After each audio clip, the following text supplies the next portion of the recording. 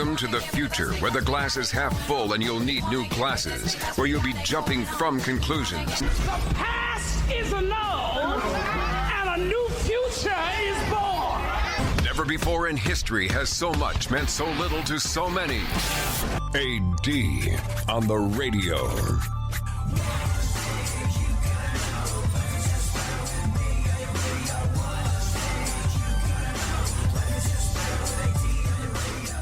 You know, I'm still kind of sort of trying to wrap my head around the fact that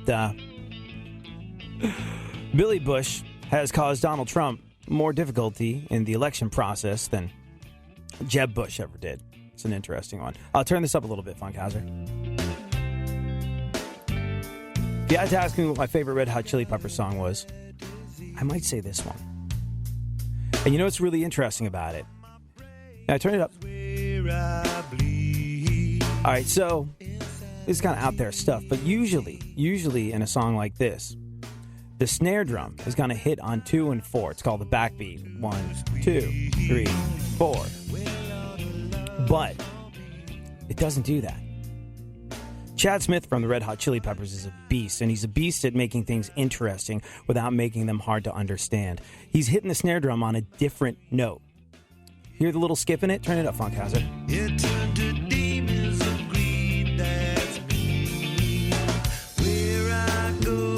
Okay, he doesn't do it in the chorus, but maybe we'll get to the verse. I'll do it again. There goes the musicology lesson for the day. But trust me on this. Chad Smith from the Red Hot Chili Peppers does very interesting things. And he's extraordinarily interesting when it comes to talking as well, which is why we're going to talk to him later. All right, listen. Here, listen. Nope. Oh, no. It's one of those radio edits that goes straight to the other chorus. Freaking back the bus over me. You'll have to download that. Yeah. Or listen later. Or listen later. Whatever the case may be, we are excited. We are excited to have the great Chad Smith of the Red Hot Chili Peppers on the show today. We'll talk to him in just a little bit. But like I said, I'm still trying to wrap my head around the fact that Billy Bush caused the Trump campaign more problems than Jeb Bush ever did. I mean, here's the thing.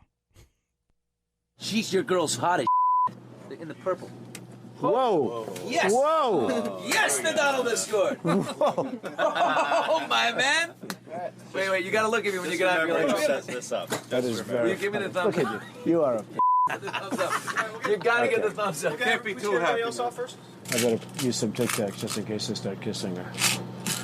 You know, I'm automatically attracted to beautiful. I just start kissing them. It's like a magnet. You just kiss.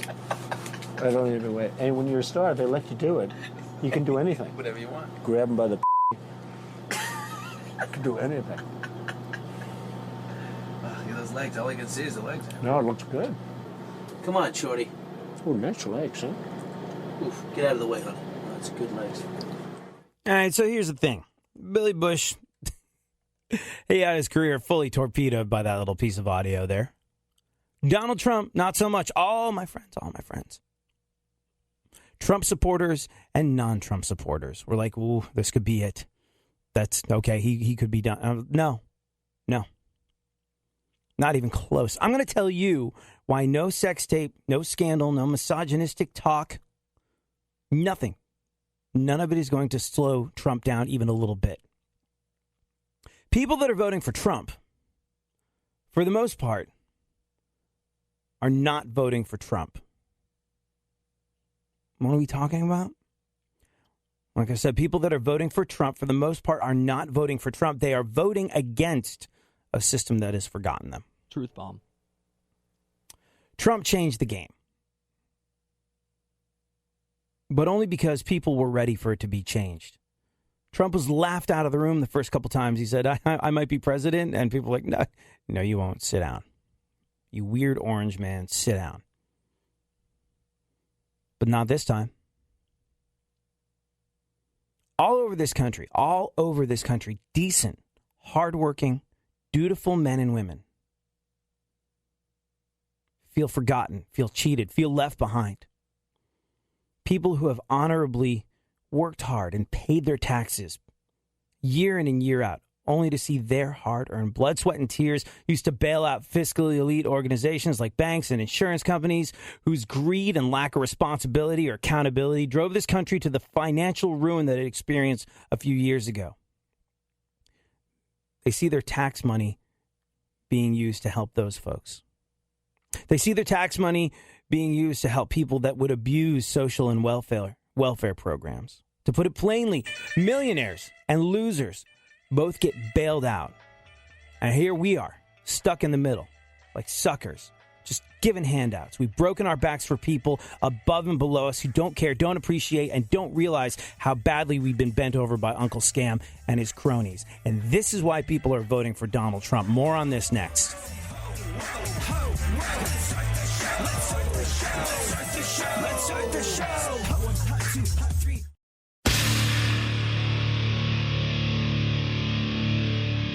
Where the left and right come together for fundamental truths. AD on the radio, on Twitter at ADSXE.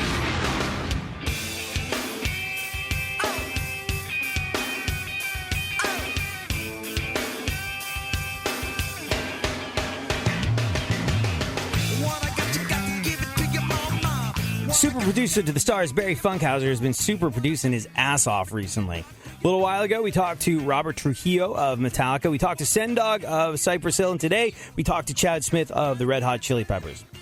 The latest in our punk rock politics interview segment as we talk to as many different musicians and entertainers as we can in the run-up to the election. An election that will not get out of the grasp of Donald Trump. No sex tape, no scandal, no misogynistic talk, no, hey, Putin seems like a really great guy. Affectations are going to slow Trump down even a little bit. People, as we said before, that are voting for Trump, for the most part, are not voting for Trump. They're voting against a system that has forgotten them. Like we said earlier, Trump changed the game because this year people were ready for it to be changed. Hardworking men and women all over America feel forgotten, cheated, left out, left behind. People that have paid taxes year in, year out, only to see everything that they've earned go to bail out irresponsible financial organizations and bail out people below them, people who would bilk the welfare system, that would take advantage of their hard work and toil and live off of somebody else's graft. This is how Trump happens. Millionaires and losers. And by losers, I don't mean in the Trump sense. Trump can call broadcasters that have careers that are 20 times mine and what mine will ever be. He can call them losers and genuinely mean it. When I say losers, I mean people that would live off the back of your blood, sweat, and tears. People that would abuse welfare and social programs. People that would live off of handouts. Draining the system dry. We're stuck in the middle. Like suckers. Broken our backs for people above us and below us who don't care, don't appreciate, don't realize how badly we've bent over and been bent over by Uncle Sam and his cronies. And this is how Donald Trump happens. Let me ask you this. Do welfare cases ever come up to you in the street and say, hey, thank you. Thank you. Thank you for everything that you've done. It's allowed us to live. Do people whose food stamps you're paying for ever invite you over to dinner as a gesture? Did a gazillionaire banker ever say to you, hey, without you, we'd be turning tricks on the corner like the soul-selling prostitutes that we are. So why don't you just take a ride with us on this private jet to Vegas, and you can even have some of the beluga, caviar, Kobe beef, New England lobster, Dom Perignon table scraps that we leave behind. I mean, after all, it's your taxes that paid for it when we couldn't afford it ourselves. I'm going to guess no. I'm going to guess that never, ever happened to you. And we're coming off of the worst financial crisis since the Great Depression. All of us are doing the work of 3 and 4 people. Everyone I talk to is anyway. And we're all getting paid less than one of those people was making 10 years ago. People feel angry. People feel forgotten. People feel hopeless and passed over by a system that has made it abundantly clear that it's not there to help you. It's busy with other people that are somehow way more important than little old you. Trump didn't have to be Trump. Could have been you, could have been me, could have been Funkhauser. It could have been my dog Milhouse. In fact, I'm guessing my dog Milhouse would be very likely to win people over. Why? Because Milhouse can make you feel loved. And Milhouse can make you feel special. And Milhouse can make you feel like you're the greatest thing in the world, just with a wag of a tail and a kiss of your nose. And that's invaluable. And people feel forgotten. They're starved. Starved for empathy or compassion or caring or love. What about me? Is what people are thinking to themselves. What about me is what people were thinking to themselves 7 years ago as everything was going to hell. And then they started saying it out loud, and still no one heard them. Then they said, what about me a little louder? Still fell on deaf ears. And now people are screaming, what about me, at the top of their lungs. But again, no one seems to hear. No one seems to listen. No one seems to pay attention. No one seems to care. Enter Donald Trump. But, that's ridiculous. That's ridiculous. Donald Trump, look at him. He's orange. Doesn't matter. Donald Trump is on tape saying he wants to grab women by the... Well, can't say that on a radio. Remain employed. Don't worry about it. Donald's ex-wife said he raped her. No biggie. Donald said it's okay for other men to call his daughter Ivanka a piece of ass. Whatevs. Triumph the insult comic dog wanted to know, hey, how's Donald Trump going to destroy ISIS? By buying it and running it like one of his casinos? His casinos, his businesses have filed for bankruptcy more than any other major United States company in the past 30 years. No problem. Donald Trump can hide his tax returns from you. People can believe in their heart of hearts that he hasn't paid taxes in years and years and years and years. When you've dutifully been paying yours, who cares? I love the poorly educated. Donald Trump has literally nothing in common whatsoever with the common man or woman. Donald Trump was born with a silver spoon in his mouth, which was paid for by his family's old money, which was earned through colonial prostitution. Noted Republicans like George Bush, Colin Powell, Condoleezza Rice, they can say they're not voting for him. Not a problem. None of it matters. And I'll tell you why next. I grew up in the suburbs. I went to private school. I stayed... Real Radio. Real Radio. 104.1. Don't get the blues, get all the news. We mean all of you guys out there in Radioland. All aboard! He's back. AD on the radio.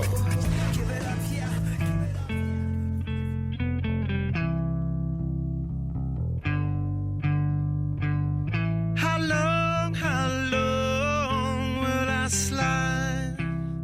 Or separate myself? Chaz Smith from the Red Hot Chili Peppers is our guest on the show today. We'll talk to him a little later.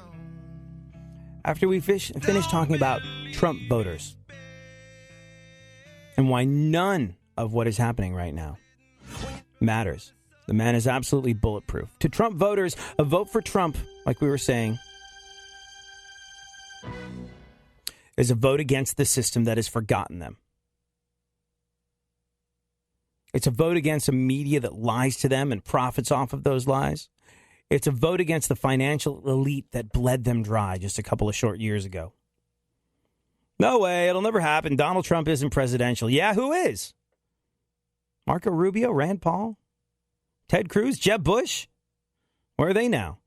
They look good on paper. But Trump flushed them away. Trump flushed them away like he flushed the ideas of gravity and dignity and respect with regard to our political process down the dirtiest of public toilets. He represents the death of the past. Say it again. Donald Trump represents the death of the past. And that is a past that so many Americans, understandably, are only too quick to want to put a bullet in. He is not a president for America as we know it. But people have had it with America as we know it. He's a president for tomorrow, whatever the hell that is. He says and he does absolutely outlandish, ridiculous, embarrassing, disgusting things, and he gets away with it because he's just being himself. He's Daniel Tosh, he's Sam Kinison, he's Jim Jeffries, he's Chris Rock, he's every comic that has ever offended half the crowd and made the other half of the crowd go, oh, God, I wish I could be like him. Every outrageous, offensive, disgusting, dangerous thing Donald Trump has ever said makes people say he's not presidential material. And that's why there's a very good chance he's going to win. You hear his apology? I never said I'm a perfect person. I never pretended to be something or someone that I'm not. I'm not pretending to be perfect like Hillary Clinton and her kind. All the polls and all the news reports and all the articles and all the exposés do not matter. Why?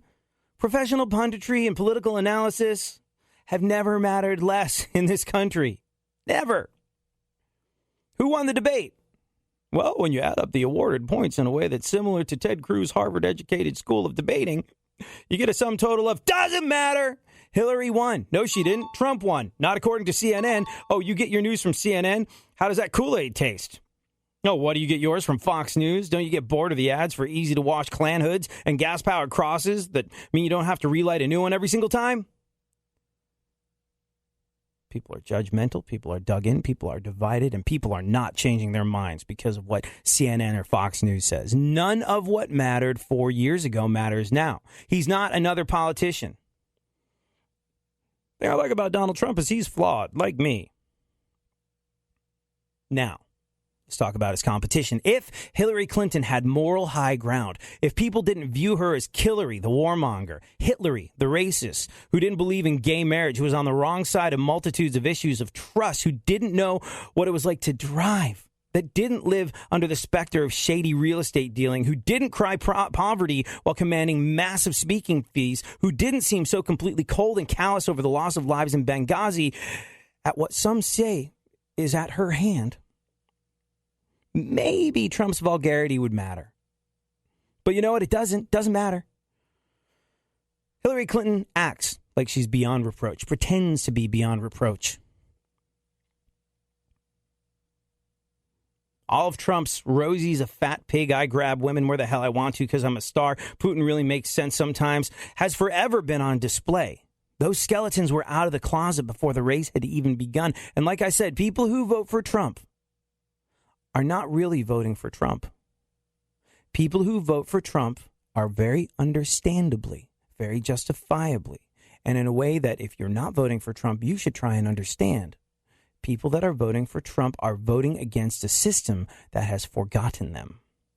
And they're voting for a leader who's lived outside of the rules of the system, someone to whom those rules and laws clearly do not apply. I hate paying taxes. When I hear Donald Trump doesn't pay taxes, and somehow it's legal and he's managed to get away with it, what can I do differently? Donald Trump is an American badass who flaunts the restrictive rules and reaps the rewards, and who doesn't want a piece of that action. I'm not saying I agree with it. I'm not saying it's right. I'm saying I understand how it happens. If Trump wins, it will be on the back of the very understandable, utter lack of hope people feel because in the last 8 years, their lives have not changed. Now, look, all of this paints an extraordinarily ugly picture, and that is what it is. The vast majority of people I talk to about this plan on voting. And they are very passionate about who they're voting for. Not because they're so behind their candidate, but because they hate the opposition so much.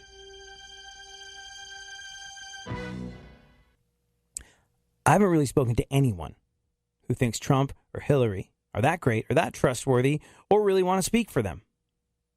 So once again,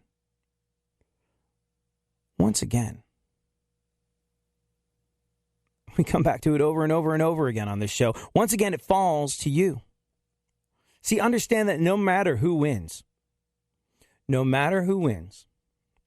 we are in this place, this divided, hateful on both sides place, where dignity, gravity, respect for the offices of President of these United States of America have been flushed down the toilet. We are in this place because people feel alone. People feel forgotten. People feel left behind. And there's a reason for that. America has left them behind.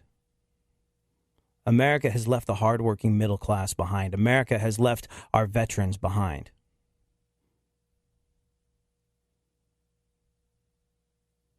A group of people that serve, that protect, that prop up the economy,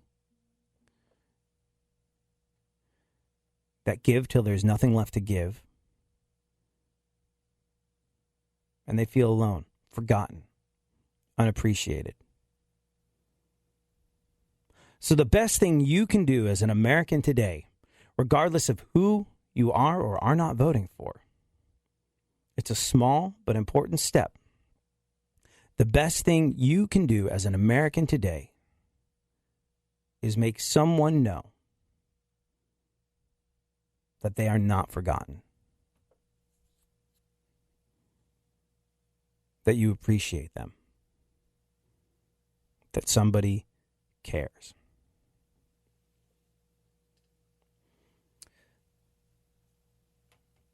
All right, then, Funkhauser. How do we climb down off that ledge and talk to the guy from the Red Hot Chili Peppers? Oh, there you go. You want to do a couple minutes of news before the guy walks in? Somebody just walked in with a giant plate of sandwiches. I love sandwiches. Yeah. What kind of sandwiches are man. they? There's a Reuben, I see. BLT. A couple of BLTs. You know what I've been getting lately? I'd forgotten about this for the longest time. Tuna fish sandwich. Tuna salad sandwich. So good. And I decided to have a tuna fish sandwich from the deli the other day after I saw an episode of Seinfeld, and he was like, it was that episode where they were like, don't eat the tuna, there's dolphin in it. And he was like, how am I going to give up tuna? Tuna is the... Oh, now I can't eat tuna. Thanks a lot, dude. But he was like, tuna is what the whole concept of lunch is based around. I was like, you know what, it really is. And I've been getting like a tuna salad sandwich, but I get it on sourdough, and I have them toast the sourdough before. And there's something about like, you get the tomato, you get the tuna salad, and then you get the crunch of the sourdough all together. Oh, just little dash of salt and pepper. So good. So good. What the hell was that? PB&J. I'm just looking at all these sandwiches. There's all different kinds. You ever had peanut butter and honey? No. That is such a UK thing, though, I hear, isn't it? I don't know. Peanut butter and honey's good. Like, I guess peanut butter, I'm trying to remember, because, like, I used to eat peanut butter in England, but they don't have, like, Skippy, you know? They don't have, like, it's more sort of like peanut butter as God intended. There's a little film of oil over the top. It's natural and healthy and not loaded with sugar. There's something about like the texture of peanut butter and honey. Okay, so this is the sandwich to end all sandwiches. Which one? All right, peanut butter, sliced banana, honey, potato chips. Oh, for the crunch. Yeah, for the crunch. Peanut butter, honey, sliced banana, and potato chips. It's the best. I don't know. I've seen other people eat it, but I know I concocted it at one point when I was a kid. When you do stuff like that, you know, there's that stage in your life where you start dunking fries into chocolate milk at the lunch counter, and you start experimenting with weird food, and you start betting your friends that they won't eat this, and what's that going to taste like. And during that fateful time in my life, I came up with the idea of peanut butter, banana, honey, and potato chip sandwiches. Now, the potato chip could be sort of, it could be like a Ruffles, you know, like something with ridges for a little bit of extra crunch. I find a Dorito, weirdly enough, like you add the cheesy, spicy flavor of a Dorito on top of it. That's some good eating, my friend. Have you tried the Pringle? The Pringle sandwich? Pringle sandwich, what I you have. said with the Pringle. Yeah. Pringles to me, like, you know how I like to eat Pringles? Because, like, they're compressed pieces of potato-esque particles. They're not like actual potato chips. What are they really, though? I mean, how much potato is in that? I'd like say potato flour or 70% something. potato, maybe? I don't know. But what I like to do is I like to put an entire Pringle in my mouth all at once and let it dissolve in my mouth. And as it breaks down, try and figure out what the hell it's made of. It's like, I think I taste beaks and feet in this. Let me try another one. Oh, yeah. Asbestos and cardboard. That's a good flavor. All right. What's going on in the world, Funkhauser? Who cares? There's a bunch of sandwiches in here. Yeah. What's going on is we're hungry. The second presidential debate was last night. Yeah. Did you notice Hillary Clinton did not shake Trump's hand when they came on stage? Did you see there was a weird body language thing, too?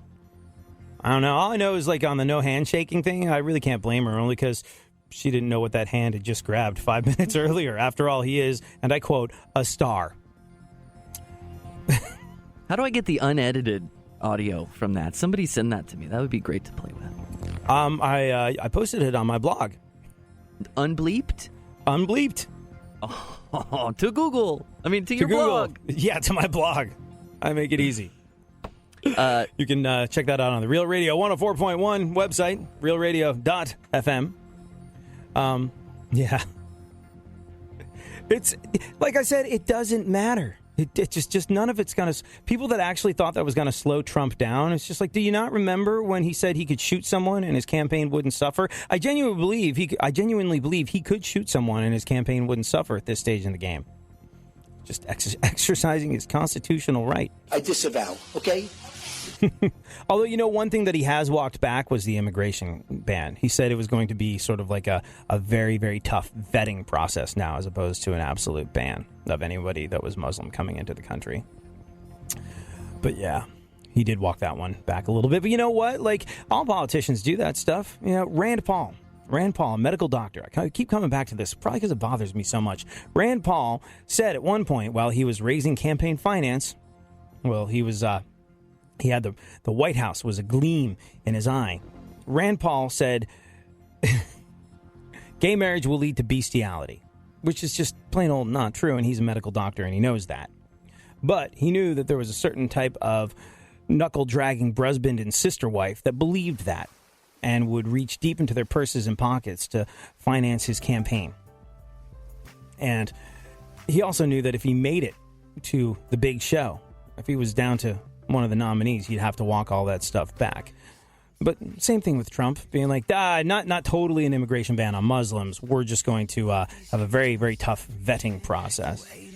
People have been played. Bravo.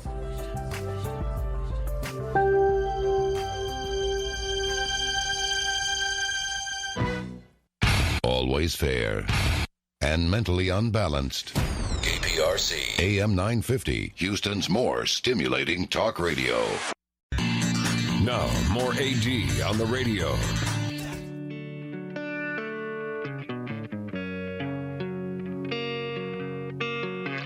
Sometimes I feel like I don't have a partner. Our guest on the show today is the drummer of an absolutely legendary band, one of the biggest bands on the face of the planet, a member of the Rock and Roll Hall of Fame.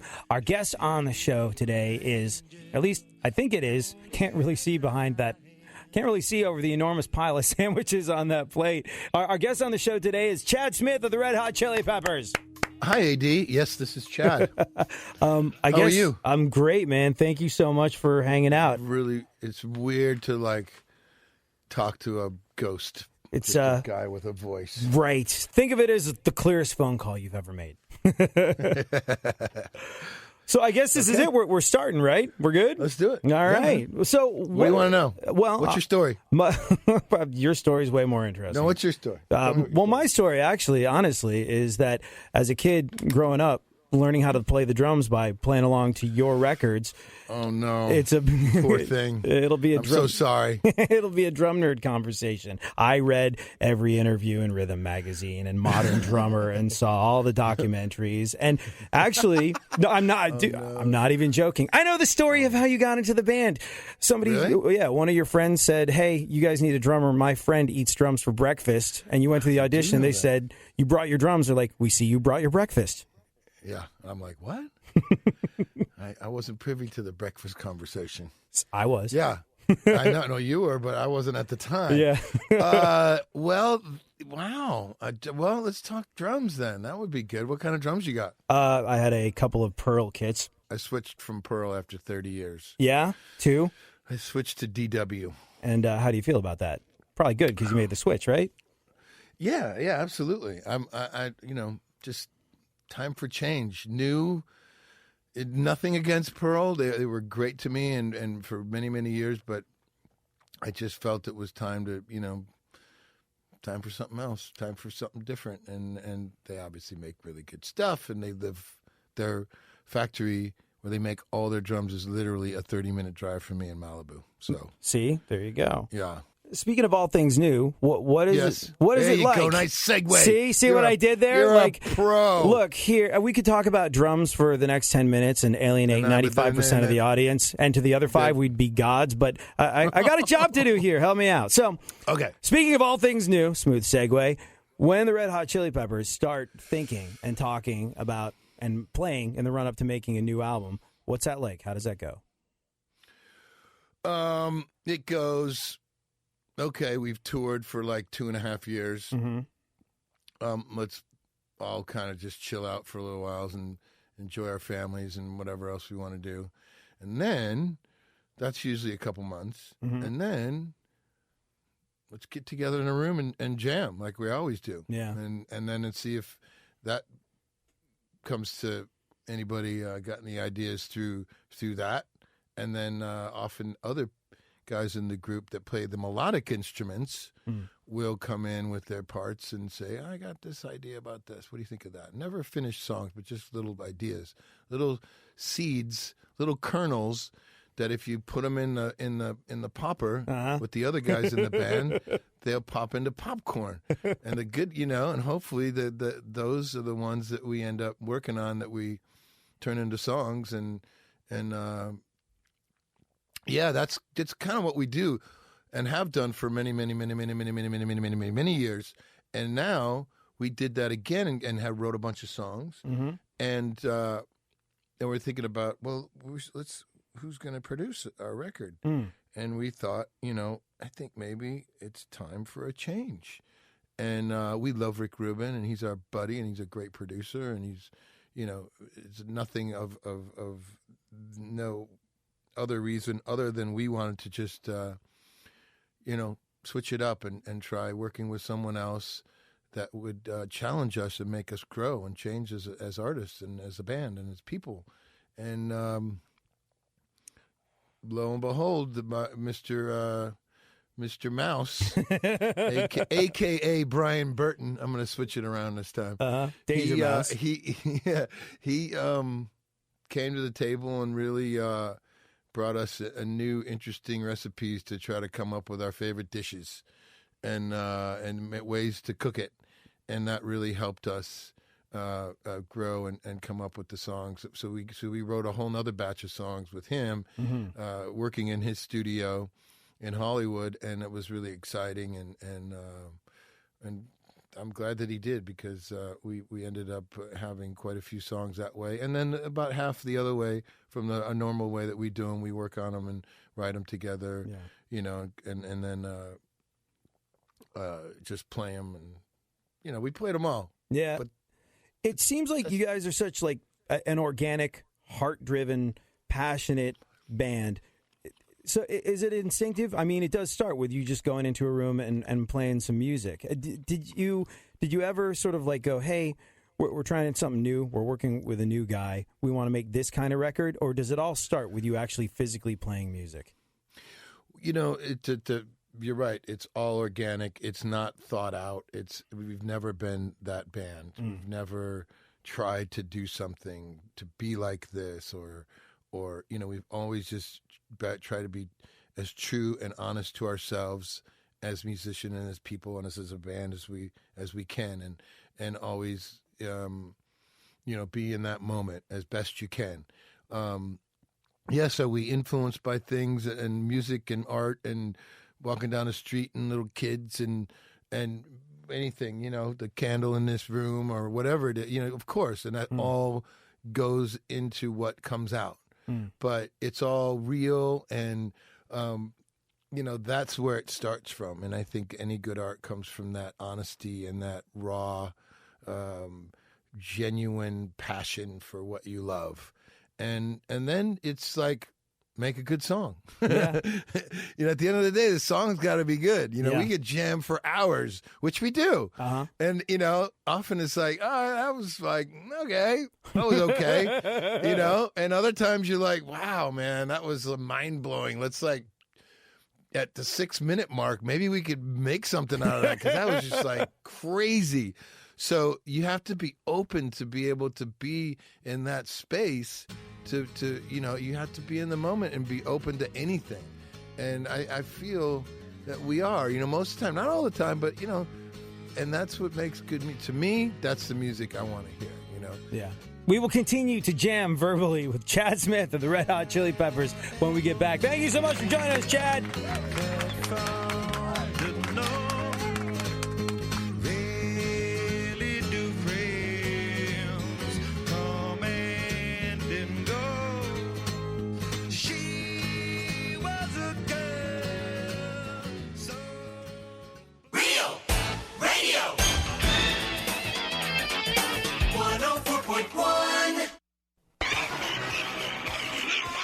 Something happening here, and you should know what it is.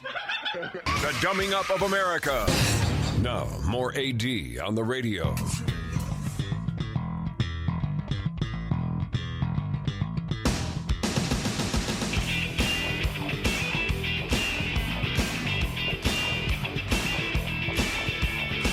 The Red Hot Chili Peppers take on the Stevie Wonder classic Higher Ground. Why? Because we are joined in studio today by our guest Chad Smith, drummer of the Red Hot Chili Peppers. And you know what? I found it interesting that when you guys played the Rock and Roll Hall of Fame induction, you played that song, a Stevie Wonder song, which is interesting on a number of different levels and leads right into my question about why you do the things that you do, how you wound up being Chad Smith, the drummer from the Red Hot Chili Peppers.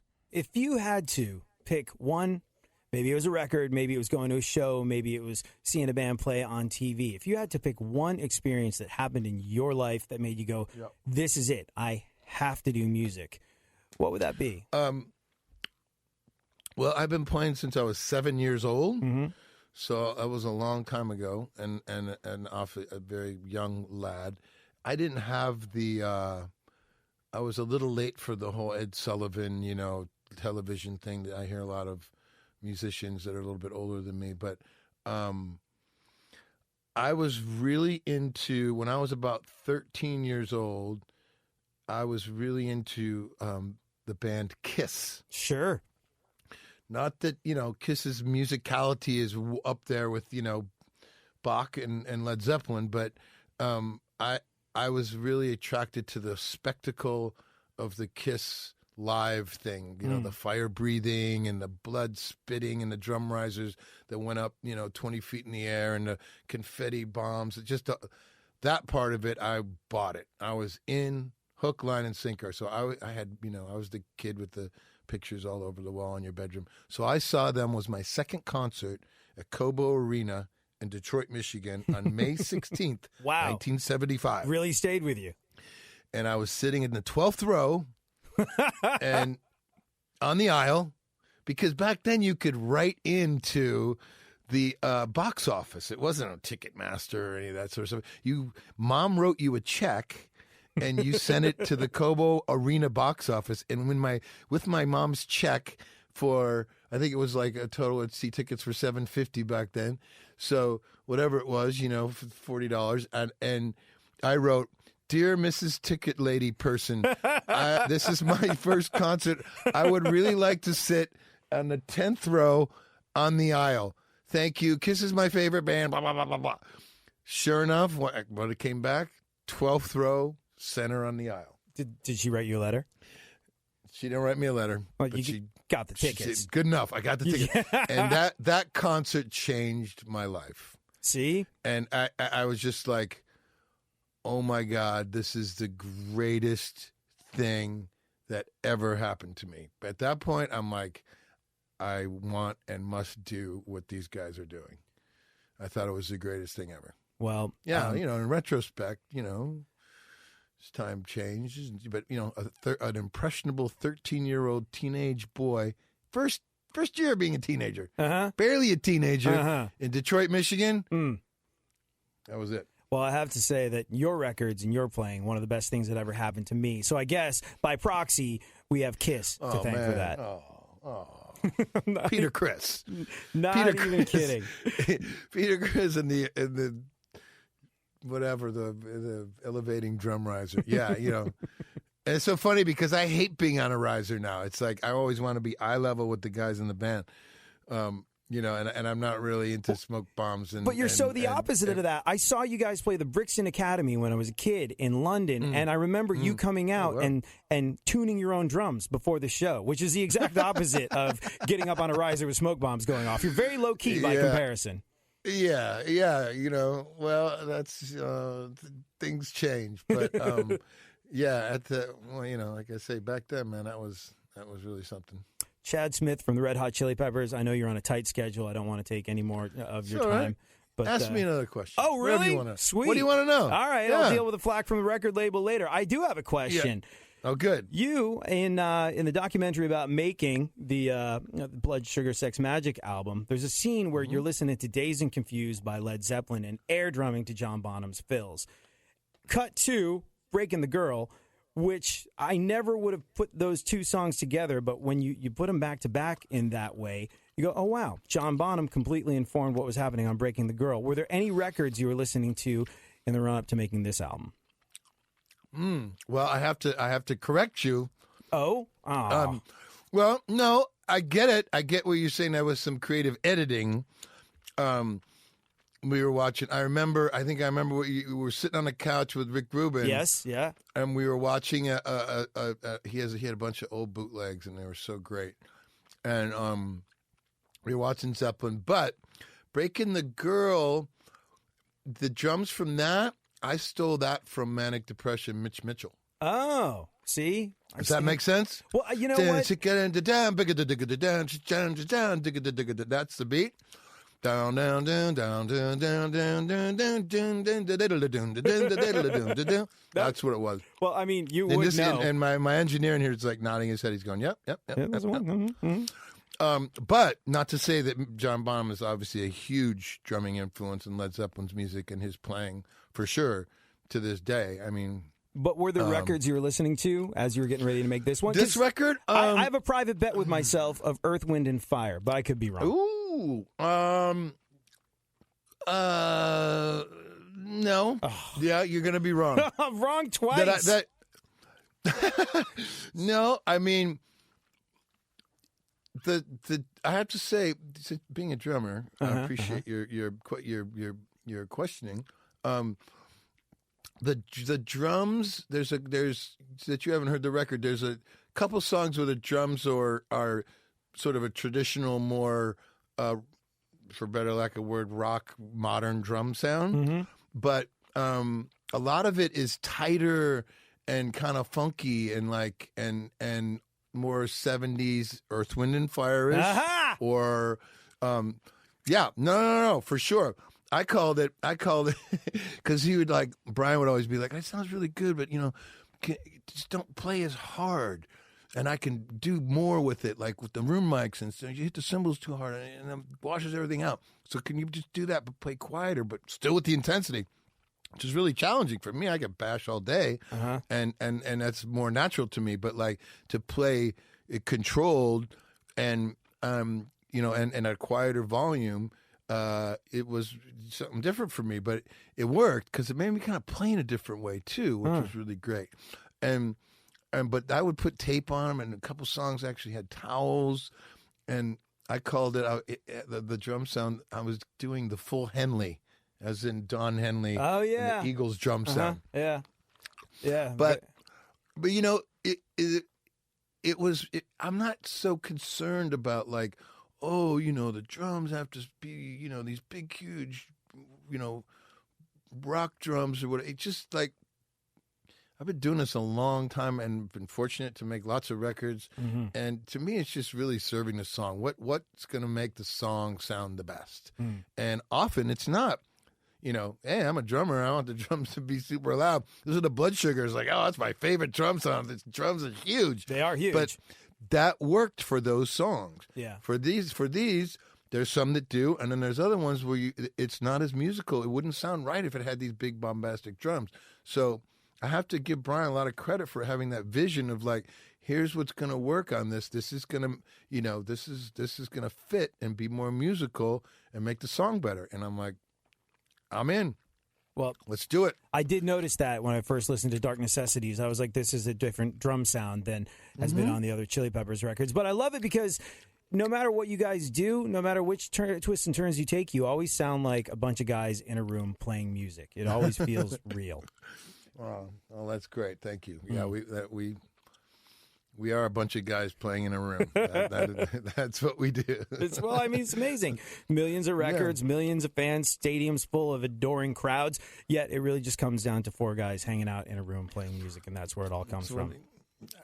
You know, it blows my mind when I will go and you know, in my travels and see some kid on the street in Istanbul or something, and he'll come up to me and he'll say, man, you know, that song, fill in the blank, whatever one, and he'll say that saved my life or changed my life, or you know, when I was going through a hard time, or when I was, you know, happy, or, you know, and I'm thinking, this song that just four guys go, and we go to somebody's garage in Hollywood, and came up and wrote this, you know, whatever song, Scar Tissue or Californication, Under the Bridge, whatever, and like, you know, it's just, and then it means so much to people.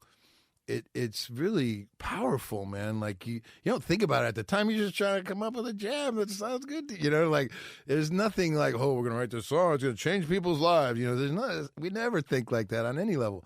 But when you get that kind of reaction, it makes you think like, wow, man. You know what? Being a musician is not such a bad thing, you know. It's not kind of a joke. You're not the jester. You know, sometimes you kind of feel like that. Like, I don't have a real job, like a doctor or a teacher. Like those are like important jobs. Like being a musician, you're an entertainer, but being an artist is really, really super important. But when you can make a piece of art that'll touch someone on the other side of the globe, man, and it's you know, it's pretty cool. Well, I mean, music will reach people in a way that absolutely nothing can. And if you did think about it, if you were all bent out of shape about how you're going to touch people's lives and move people and save people's lives, it probably wouldn't be the same. But the fact that it starts with something real is what makes it reach people, I think. Well, people connect with the honesty and the human element of it, and that we're making it from that place, that connects with people. And so, if you go in trying to do something, you're already like, you lost it's not going to happen. But it's really something that I'm very, very fortunate that I get to do this and do it with my friends, and have been able to do it for so long, and people still want to come and see us and hear our music. I'm very grateful. So thank you to you for spreading the word. Thank you. And I hope I see you down the road, and we'll talk about, you know, Drumheads. Yes. I look forward to talking more about Drumheads with you. Chad Smith from the Red Hot Chili Peppers, thank you so much, sir. My pleasure. Oh, Chad, before you go, you get the rest of that? That's Chad's sandwich, not yours, Funkhauser. Come on. No.